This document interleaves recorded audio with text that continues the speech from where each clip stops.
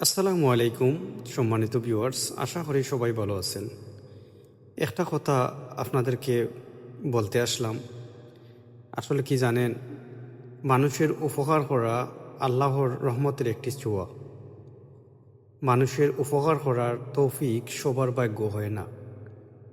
আর এটা শুধু দানও নয়, এটা আল্লাহর এক রহমত, যে তিনি কাউকে দিয়ে অন্যর দুঃখ কমিয়ে দেন। যার অন্তরে দয়ার আলো জ্বলে, যার হাতে জড়িয়ে দেন সেবার শক্তি, সে আসলে আল্লাহর রহমতের বাহক।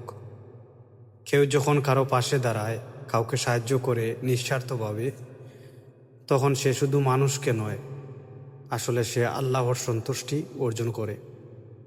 সম্মানিত ভিউয়ার্স, যাদের কাছে কথাগুলো ভালো লাগবে, অবশ্যই ভিডিওটি শেয়ার দিয়ে পাশে থাকবেন। সবাই ভালো থাকুন, সুস্থ থাকুন, এই কামনা করি। আল্লাহ হাফেজ।